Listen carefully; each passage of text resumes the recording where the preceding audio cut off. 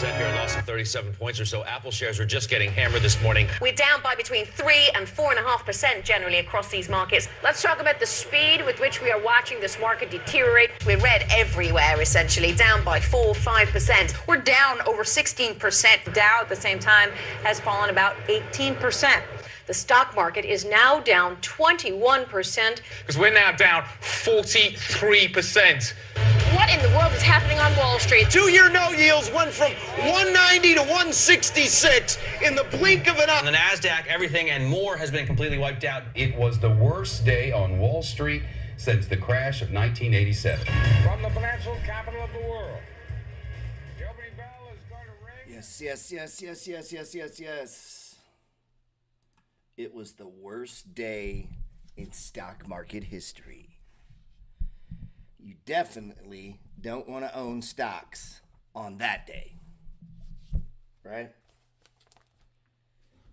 You definitely do not want to own stocks when they say it was the worst day in Wall Street history.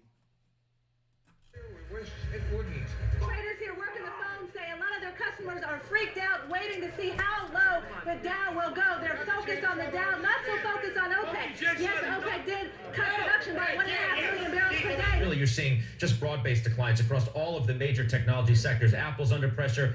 Yahoo down 8.5%. Cisco. It was the worst day in stock market history. Not a day you want to own stocks, right? Your dad should get out of all his stocks. 6.5%. Research in motion 10%. And we're not getting the bid wanted. We're not getting the stock trading, and we see where the buyers are. We're just every day they're pounding it. The heightened financial turmoil that we have experienced of late may well lengthen the period. All right. Sounds like chaos, man. If I was you, I would get out. Let's go back to that day. Let's find that day. This is definitely not a day you want to be involved in the stock market. I know that. It's right there. Right over in here. So this chart you see here is a monthly chart of the S&P 500.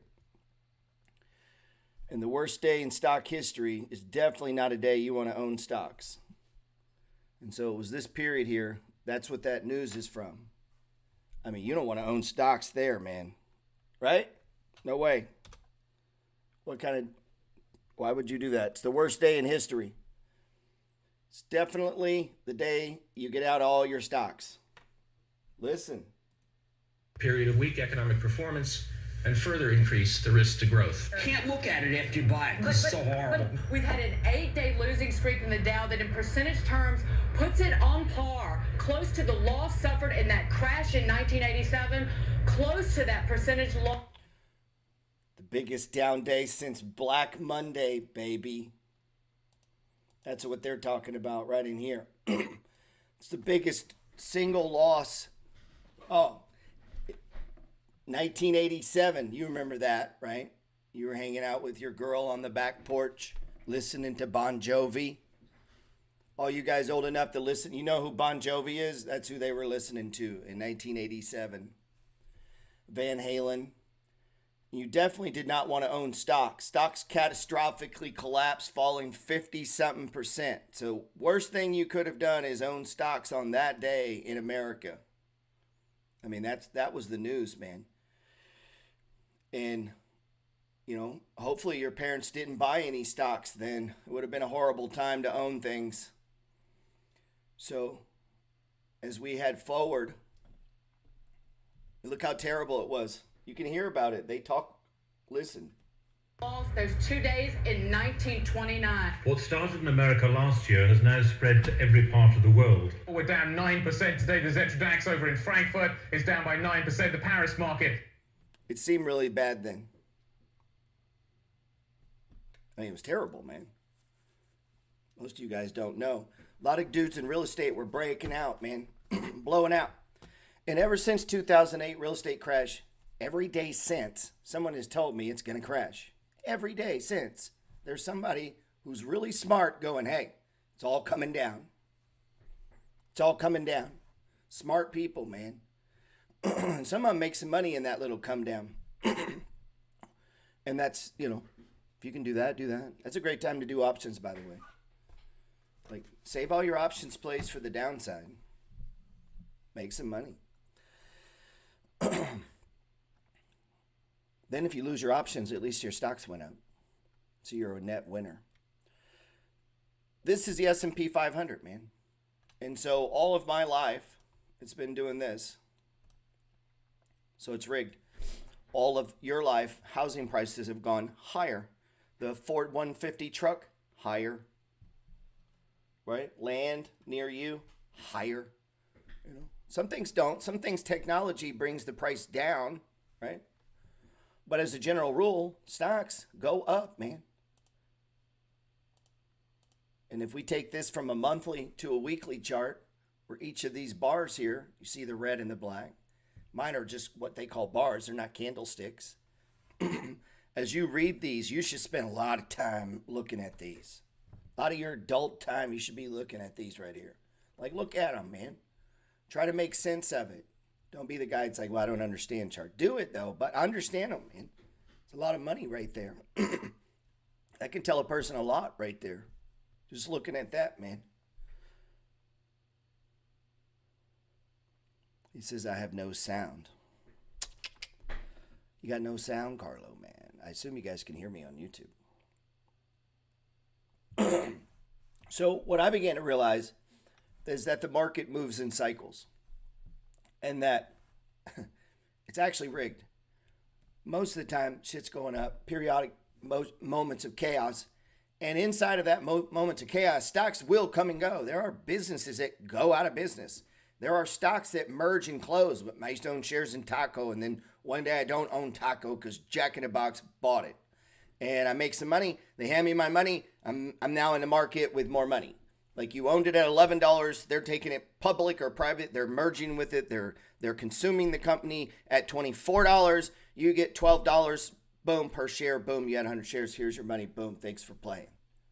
And there's people that play that game. And if you get that game right with big money, you can make a lot of fucking money, man. You got $20,000, $30,000 in a stock like that, and it gets and they give it a $20 bid, $30 bid. You wake up, and your 20's 100. Man, that happens in the stock market, man. Right? But you got to have money in there. This is a weekly chart of the S&P 500, meaning that little tick there was Monday. That little tick right there is Friday. Oh, man. Instagram, man. I wish people on Instagram understood me. That right there is Monday morning. And that right there is Friday. That tick for recorded history. I don't know what you were doing at 3 o'clock when that was recorded, but that was recorded. And a life worth living is a life worth recording. Every day, the U.S. stock market is recorded for all history, stored in the blockchain, by the way. This data, every day, this is going to open exactly at the same time and close exactly at the same time. Like, you set a watch to it. This is how regular this is. This world of the markets, man. And it's been here for hundreds and hundreds of years. People have bought stocks for 500 years. You know that, right? It just wasn't on E-Trade. And all E-Trade and Ameritrade and Vanguard and TD Ameritrade, all they are is just a middleman, man. They're the original Wall Street. You used to have to walk down there, and you could put in a bid, and you could buy shares in an oil ship that was going to go out and kill whales and bring in barrels of oil. Like, they've been doing this long before me and you showed up, man. This game, and it's been recorded, man. So every day this is recorded. And this is human emotion. And if this is on a weekly. And if we just looked at it and I said, hey, draw the tops. You just have to go with me. This is a top and this is a bottom. Bottom right now, this is the lowest low. Highest high. Follow me here. Lowest low. Now we're using past data. And you go, what do you mean? Meaning I'm using past data to start drawing it. That's all I can work with. This may not stay the lowest low. I'm just assuming it is now. Price could go down again. And then guess what? That's the lowest low now. And the thing moves organically. And if I was to draw something and connect it, highest high, lowest low to highest high to lowest low, and we don't know where that is. Well, we don't know where this one is until it confirms. All this other shit you see on the chart is just trying to help me do that, man, in some way that's systematic. So I'm not guessing. It's like, okay. And so what I'm trying to do, pick out, what I figured out is the lower the time frame gets and the closer to the daily, let's move to the daily. Notice how this is more volatile. Notice how we go down in time, the price starts to widen out on the chart, meaning you're seeing that over time, things just kind of grind. You know, they grind up, they grind down. But as we begin to stretch that time, open it up. Imagine if you could just put your hands up into the sky and just open up time, man. That's what you're seeing here. Like Matrix shit. You can just open up time on this stock. This is the U.S. stock market. This is S&P 500. Right? And as a general rule,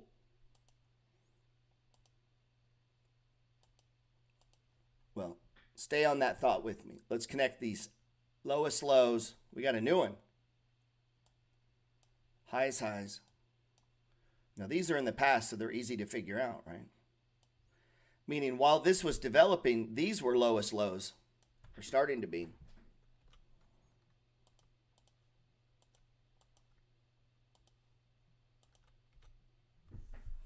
So as I watch price, if you have my book, The Money Flow Trading System, you know what I'm looking for, and I'm watching price in this pattern, then I believe that over time, price just wants to drift higher, right? Just a general drift. From time to time, it'll get hit. It'll come down, right? And then it wants to start drifting again. And then it'll get hit, man. It'll come down. And at a certain point, at a certain level, things that produce dividends, stocks, businesses, land, condos, are what? There's a value point where, regardless of circumstances, I'd like to buy some of that. And so stocks, things of value will bounce like that. The less something can pay you immediately, the lower it can go, but the higher it can go too. And that's an confusing thing. Like, why can Netflix go so low and then go so high, right? Or maybe something like Procter & Gamble doesn't do it quite as extreme. And it's like, well, it's called a dividend, bro. So some assets give you money. And the ones that give you money, you know, so if I'm watching them and I know that they tend to move in this flowing pattern of, now here's one of the confusing things of the money flow. This pattern can play out like this, of price movement, but the overall move is to the downside. It's still doing the money flow, man. It's still doing this. If you have my book, The Two Selves, on page 8, it says, success is always organized chaos. The world and the universe are perfectly balanced. The planets never collide with each other, and the root of the trees are always long enough to stabilize the trunk. The sun never gets too close to the earth, and rivers and streams, and the rivers and streams always lead into the lakes or the sea. Fact is, nature has a very crafty system. It has a system to eliminate weak from gaining too much power and authority. To protect itself, nature purges itself of anything that can't handle the pressure. Man, that's trading, man. Trading's trying to purge you. So half the battle to learning trading or investing in the stock market, whatever strategy you begin to use, and you better have one. The worst thing you want to do is just hop around from idea to idea, scheme to scheme, strategy to strategy. Pick something, master it, then add something, master it. Add something, master it. Because what'll happen is you won't have enough money to apply to any of them, man. You know, okay, you learn options, but now you're not investing. Or you're investing, but now you don't have money to do that. So you gotta focus on something, man. Get that going, and once you do, then add layers to it like an onion to what you're doing.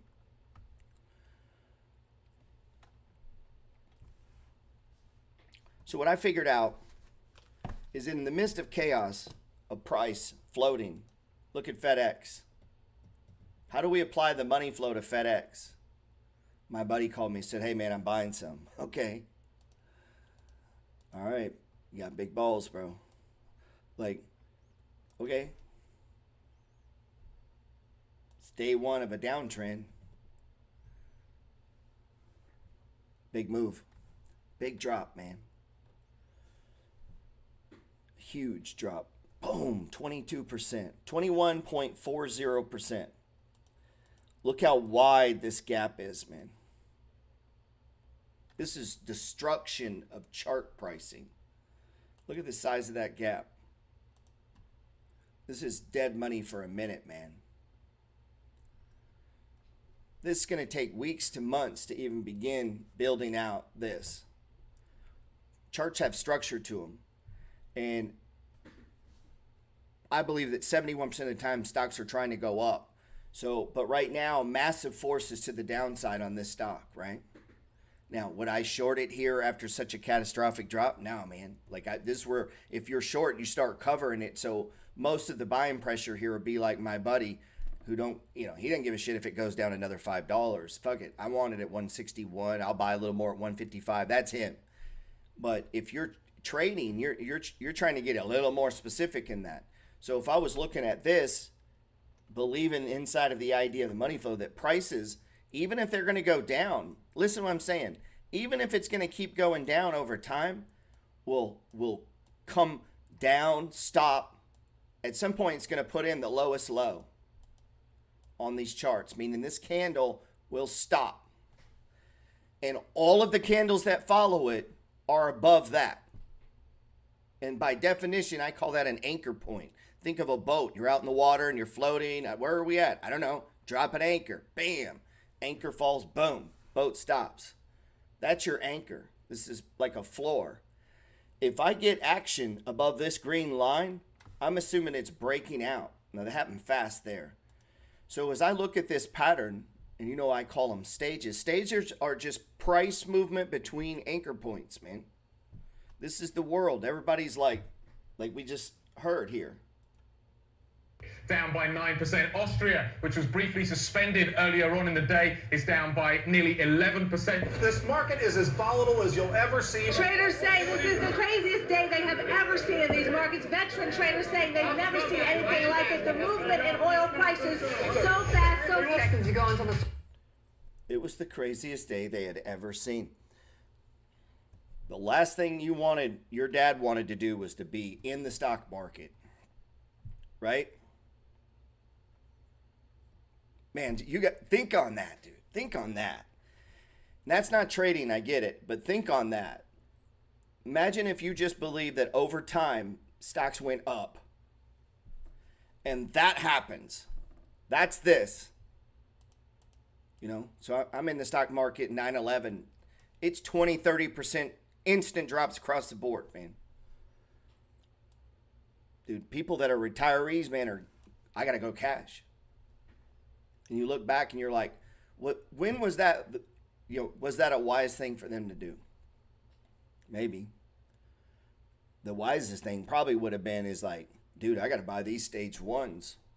Like, honestly, looking back, if you would have entered the 2008 crash and you had money and you were working and you had money coming in, like, you're not in a recession. You ever hear me say that? Like, I'm not in a recession. Maybe they are. Like, dude, it's been a long time since I depended on one thing for money. No way. That's at the core of the money flow, is making money, man. It's the only way, man. You got to make money and you got to keep it. And if you stay with the stock market, you're going to get opportunities. And here's what's going to happen, though. Let's say you were caught off guard and say all your stocks were hit like this. You're caught off guard. That doesn't change the fact that this becomes an opportunity. And I'm not talking about FedEx in particular here. I'm talking about in general in life going forward. So if you're 27, like, listen up. This advice makes you fucking rich all out throughout history. That if when bad things start happening and people panic and you have any sort of skill set whatsoever of finding value, and I go meaning like buying like during the crash, the move wasn't to pick up used ski-doos, right? The move would have been to pick up, big Amazon, Microsoft. Like, it's not complicated. Pepsi, Coca-Cola. Like, a guy could have bought that. That's not the time. You get what I'm saying? Like, you have that available. That's going to happen to you going forward, like 20 more times. You're going to wake up, it's going to be like this. Started trading at the New York Stock Exchange, and stocks are set to kick off lower, a whole lot lower. eBay is down 6.5%. And really, you're seeing just broad-based declines across all of the major technology sectors. Apple's under pressure. Yahoo down 8.5%. Cisco 6.5%. Research in Motion 10%. This could be the most serious recession in decades. The most serious recession in decades. I hear that seems like every couple years. This one's it, Gerald. This is the big one. This is the one that's going to get you. This is the recession, depression of all time. This one will definitely take out the stock market. Probably should have bullets and maybe a bunker. But here's what happens, man. What you got to ask, sometimes when you're caught in this, let's say you're in this stock and you're like, fuck, dude. To this guy, if you bought it here, do you feel like it's an opportunity now? Now that you've lost half the value of your investment? Is it an opportunity? How can it be an opportunity for one guy but not for another? Meaning, let's say you bought it here, and then this morning you wake up and it's now 50% lower. FedEx. Let's say you bought it at 223. It's not 50%, but that's a pretty damn good chunk. You're down about 40% in FedEx. Is this an opportunity, or is this pissing you off? So 2008, was that an opportunity, or was that the worst day in history? He said it was the worst day in history. Serious recession in decades. And that means life, as most Americans know it, is about to change, in some cases dramatically. Dramatically. These markets. Let's talk about the speed with which we are watching this market deteriorate. We're red everywhere, essentially, down by 4-5%. We're down over 16%. Dow at the same time has fallen about 18%. 18%. 18%. So was that bad or good? Is that bad or good? Man, once we establish that, this gets to be a no-brainer, man. So this is the S&P 500 right now. The thing we look at to see, is price too high or too low? Just generally. We're measuring fear and greed, man. This is greed. Anybody buying once that goes 70 is a complete fill in the blank. It signals. We have an actual thing, a little button that goes off. Whoop, whoop, whoop. Don't buy this. That's what this is. And if we're trading or maybe even investors and you're like, man, I wouldn't mind taking some off the table, that's when we want to do it, man. Right? We want to participate in this. This is like greed. Like the price is too high. That's what this is. Emotionally, we've gone too far. It measures 14 days of price movement. And if you see this green line there, that's a visual representation of the last month, the general average. And you're like, what do you mean, man? I think people misunderstand this. This right here, this zone right here on this day is the average trading price of the last month, right there. And when it's right there, where's price? Way up here. Whenever you see it get that far apart, you're going to see this price pull back to this green line. It don't keep going. And when that happens, the RSI goes extreme. And because that happens consistently, meaning as price moves, this sets up trading opportunities, right? Inside of this bigger world of investment opportunities. Inside of this, you get what I'm saying? So as we look at this, if you were going to take profits, this is when you do it. You got the signal. Price has gone too far, too fast for what it normally moves, measured over 14 days, the velocity of price movement. And that movement usually signals an end to its current direction. This is what I began to discover as I would watch markets, looking at candles every day, looking at them. I'm like, man, I can identify anchors. Anchor are my corner points of watching the money flow, meaning that price moves sideways, breaks out, runs up, moves sideways, breaks down, moves sideways, breaks up, runs up, stops, moves sideways. And it can do it in a general slope of trending higher and higher and higher and higher. It can do it trending down, down, down. It could do it going sideways. You're like, what do you mean? Meaning a stock could literally just go $30, 32, 31, 30, 33, breakout, runs up to 50, stops, sideways, sideways, runs right back down to 30. It's going back and forth, runs right back up to there. That might happen 4 or 5 times in a year, 3, 4 times, because these can take weeks to months as you're looking on a chart. And so you could have a money flow pattern like this take 3, 4 months, sideways, then break, runs up for a month, starts to go sideways, comes down. By the time it gets back over here, this has been 2, 3, 4 months. Could go faster. But as on chart time, I know that, man. So if I think a stock over its lifetime's general direction is it's going to trend up, as I watch this play out, man, if I'm an investor, what am I doing? I'm like, well, I don't know when it's going to bottom, but let me get all the bottoms. And if I believe they're going to go up over most time, this game becomes rigged. This becomes easy. Like you just literally just build wealth. It's fucking, and you know, it's happened for years and years and years. As simple as that.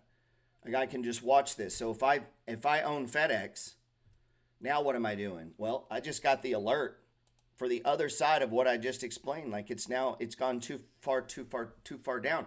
But the money flows layers. That's just one piece. This is just to turn me on to this. So let's say I'm not in FedEx. Now is when you're like, is this an overreaction? If this is an overreaction, right? You get to jump in the train a lot lower than the dude up here did. Look, there were a bunch of people that bought it that day. Go check the volume. Back here, there were a lot of people that bought it, man. And it's lower. Look at the volume spike here. They dumped the shit out of it. But then someone bought it and it ran up. Now we're back here. And you see how different people's emotions could be different? I'm not in FedEx. So if I'm not in FedEx, I might go, what's FedEx worth? And I go start researching and reading. And they say, look, they disappointed, shares under pressure, blah, blah, blah. FedEx announced that overall package volume weakness accelerated more than expected in the final weeks of the fiscal quarter ending in August, while we suspect cost inflation and lost leverage pressure its margin over time. Total revenue. I don't even know how these guys are in business. They only made $23 billion. It's fucking losers. What a bunch of losers. Stocks down 27%. They only made $23 billion, dude. What a bunch of losers. They say it's worth $258. Where's the stock? I mean, if you wanted to buy it, that's what you'd have to pay. Where's that at? That's up here.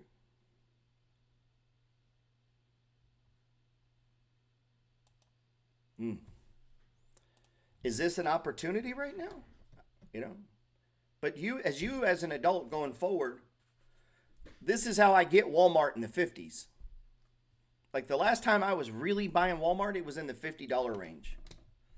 Meaning Walmart had problems under pressure, getting their ass handed to them by Amazon. News isn't great. Yeah, and they're like, they only made $20 billion. Comes down. They only made $31 billion. Comes down, and eventually, boom, that dividend gets better and better. And well, guess what? They're not dummies, man.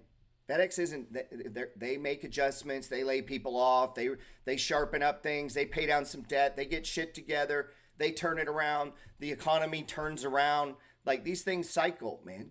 And if everybody's broke, guess what? They're not buying Ford 150s. And so Ford has to deal with the contraction. And then the market tends to whip them immediately. It's not like like we saw it. It had been trending down. And then it's tried to put in a stage 1 here and then just smashed down. So if I think this is worth 250, do I buy here? No. We need an anchor point, man. So as I watch FedEx inside of the money flow, you know, when I'm hearing that big. The stock market is now down 21%. Because we're now down 43%. What in the world is happening on Wall Street? Woo! That's when we want to get excited. That's when you start looking, man. And the great thing that we have is unlimited patience. Meaning you can just wait, watch, and stalk it, man. And if you're a trader, you don't think that's going to bounce? You don't think this bounces? Of course it does. Right? We missed the 21% down move. So if a dude was short, I'd be taking the money. Like, hey, you won. Here. It can only go so far. Is it going to keep going lower? Yeah. You watch on Monday, this opens lower. We need at least one day where this holds. Now, if I'm an options trader, am I buying options on this? Let's say I just want to play the upside. Well, not right now. Right? The pressure's to the downside. And you say, how do you know? This right here. MACD histogram I use as the pressure gauge. I don't even use the crossovers anymore. If you notice, there's no crossovers on here. I don't need them. What I'm watching is this right here. This. So these shaded in areas. So look, from that one to this one is down, right? So I would do this. It's a downtrend. What about the next one? Down. What that tells me is the pressure to the sell. There's more, I don't want to say more sellers than buyers. That doesn't actually make logical sense. There's a trade on each side. But the pressure, meaning they're pushing the price down and it's being pushed down until that stops. I mean, I have no reason to believe this is going up. And so that's how I'm looking at it. So when I go look at this, well, come on, man. So as we're looking at, I mean, it's hard to even see on this. As we're looking at the pressure on this, I'm watching that MACD. Here's what I know. It's not going to keep going down. But also, guess what? The S&P 500's in a downtrend. So what are the chances FedEx goes up if the market's going down? It's already shitty. It's already been beat, right? What are the chances? And we know it can't go anywhere till it gets above that green line. Look how far that is away. Like, this is far. So there's going to be this pull on this. You're going to see the 20 head straight down. These two will merge. This is the beautiful thing about the money flow. One day, again, this will merge with this. And until they merge, you can't have this, meaning the stock can't run up. Because all stocks go up will cross that green line. And what that waiting for that process allows is for price to compress, man. For it to come together, man. And time. And what that allows you, as you watch it, man, I'm telling you, you watch it, you'll see it bottom, and then it'll hold. You could draw a line, that holds. The next day, you get a candle, holds that previous day. Next day, you get a candle, maybe it's down a little, but as long as it holds that 3 days back anchor point, boom. And then the next day, I get a candle. Now what? I'm getting a box, which is this. So big down move, and I have the first evidence that there's an anchor point. All charts, if you go look at them, you're going to see an anchor point where the low is the low.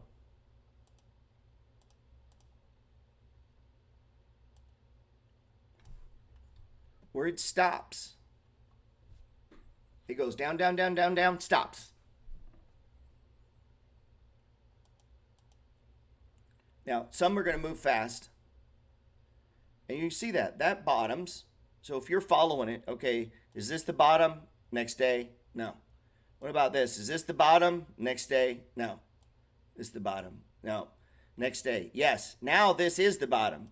And then the next day, what? Down. Is that the bottom now? No. Now this is. What about this day? Yep. Now that's the bottom. Right? And I need at least 4 of these to be able to say, okay, we have some sort of bottom. But if I want to come down here and see that the pressure turned the other way. All this is telling me the pressure's changing. The rotation of buyers to sellers, the demand is it's pulled back. It's now going the other way. And this movement of price, I don't know how long it lasts, man.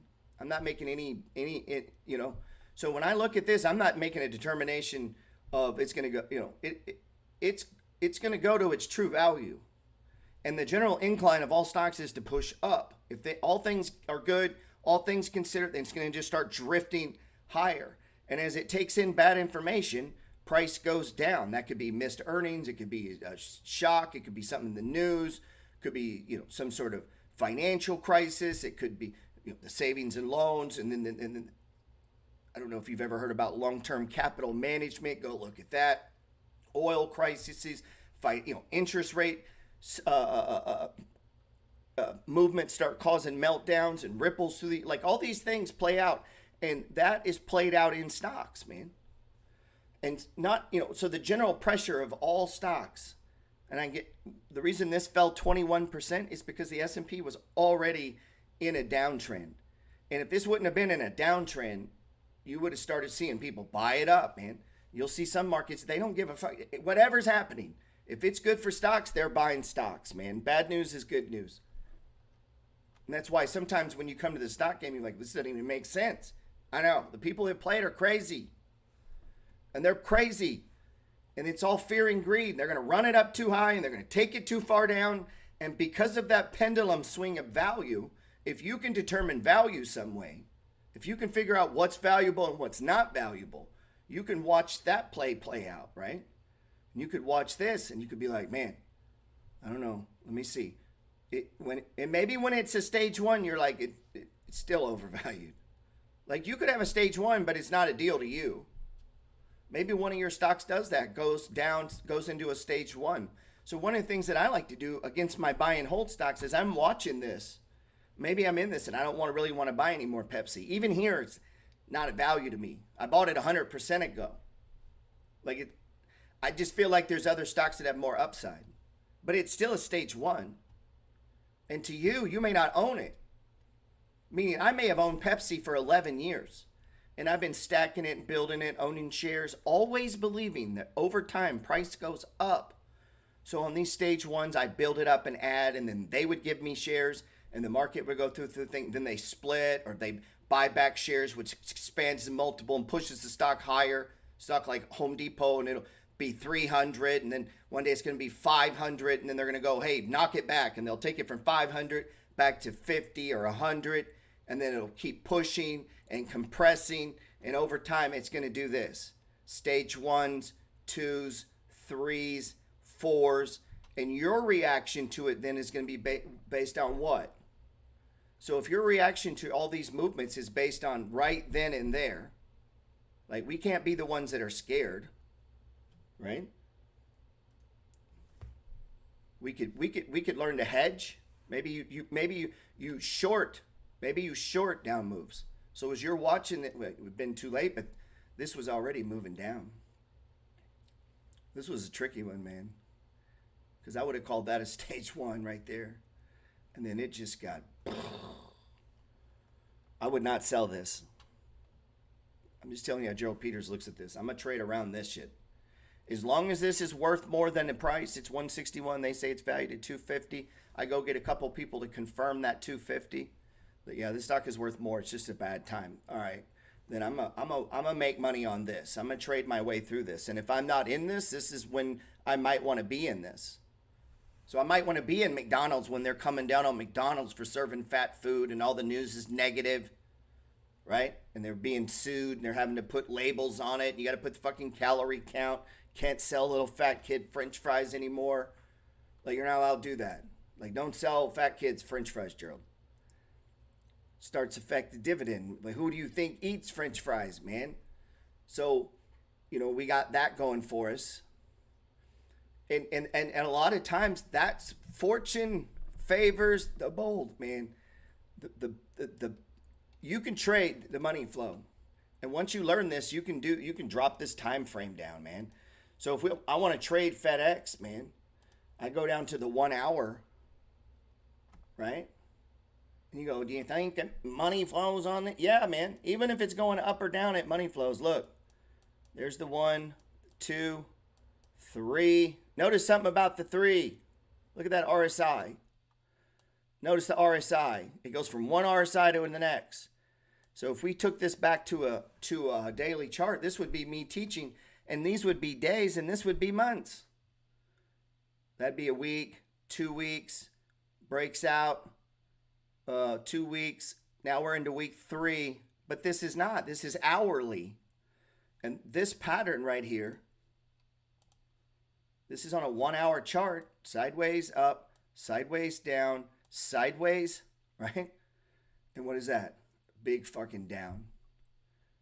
Now what? Now we're going sideways. So if I want to, guess what? There's going to be money flow fractal patterns inside of this fractals a never-ending pattern. Fractals are infinitely complex patterns that are self-similar across different scales. They are created by repeating a simple process over and over again in an ongoing feedback loop, driven by recursion. Fractals are images of dynamic systems, pictures of chaos. The stage 1 is formed after a prolonged decline. The stock or commodity starts to move sideways, forming a base. The sellers that were once in control are losing their grip, and the buyers are showing up. If you had heard people use the phrase range bound, this stage can be long, and when you get stuck in it, your money will be tied up for a long while. This is what is meant by dead money. Basically, the price isn't doing much. As a retail trader, this can be quite frustrating. Now, this is on a 1 hour. And what do we see? On the 1 hour chart, the momentum had softened, right? Do we got an anchor point? Yeah. Are we above the 5? No. So that wouldn't pull me in trying to swing trade on a 1 hour. But if I think that FedEx is going to turn, as an investor, I want to play that out, but on the daily. But we only have one bar, right? So if we go to the daily on FedEx, what do you have? You have one bar. That's not an anchor point. But this is the lowest low. Okay? It's the lowest low. It's so far from that 20, though. Man, I bet this doesn't hold either. You're like, what do you mean? Meaning any money flow bounce from here, you're going to see price go sideways, rip up, it'll stop, start to go sideways, and this shit's going lower and below where it is here. And you'll have the money flow play out in that. Even if it's not in an up direction. I think sometimes people think the money flows in an up direction. It's price agnostic, dude. It's not predictive. I mean, fuck, if I knew what direction things were going, I'd be a billionaire. Duh.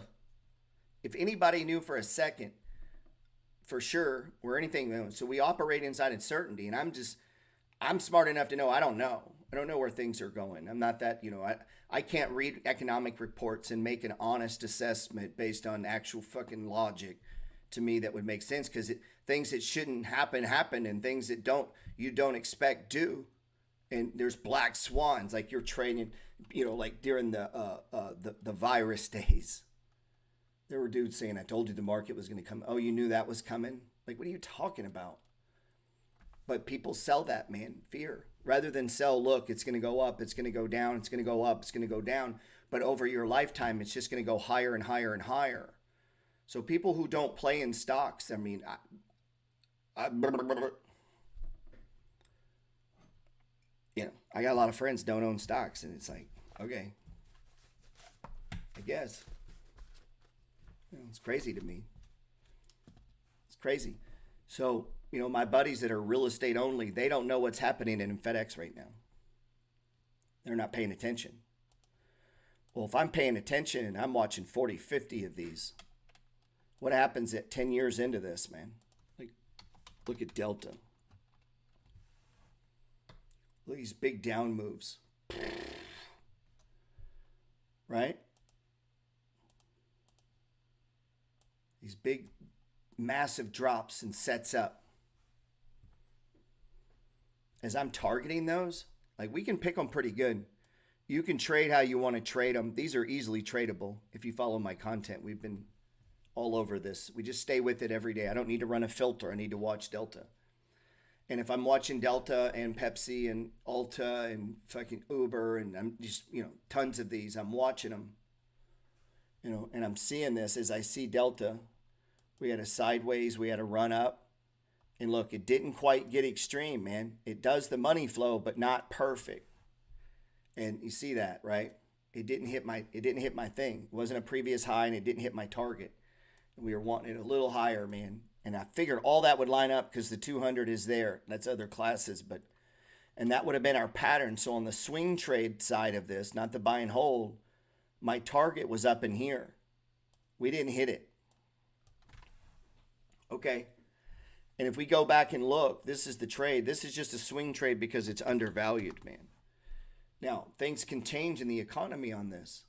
So it's like, okay, how are we going to handle this? Do we want to get stopped out? So they still have it at a 44% discount.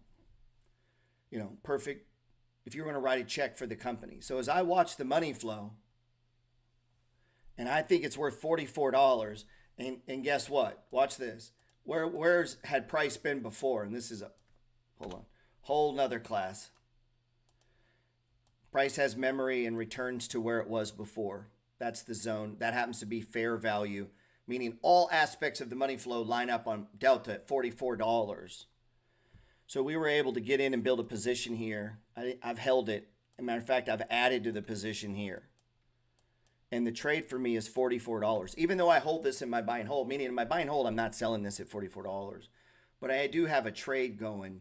And as long as the trade can stay above here, I'm going to let this thing go. Because you can do the money flow sideways, up, sideways, down, and then sideways, and then a little bit up. You get what I'm saying?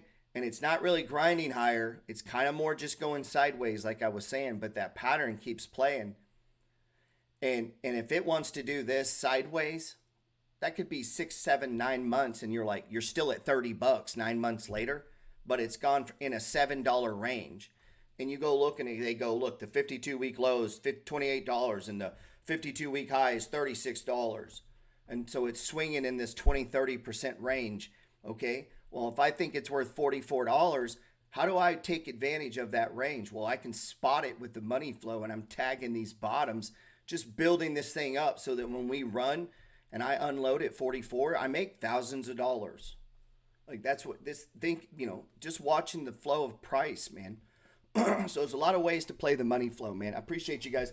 I got to do a podcast interview with I was going to let you know, I'm interviewing this dude that was he was in the mafia. Interesting story, wild dude. He's going to come on my podcast and we're going to talk and hopefully you guys get something out of it. Criminal, street hustler. It is called the Money Flow Gang, by the way. So we'll see what he's got to say about hustling on the street as a Banana Crime family member. Appreciate you guys.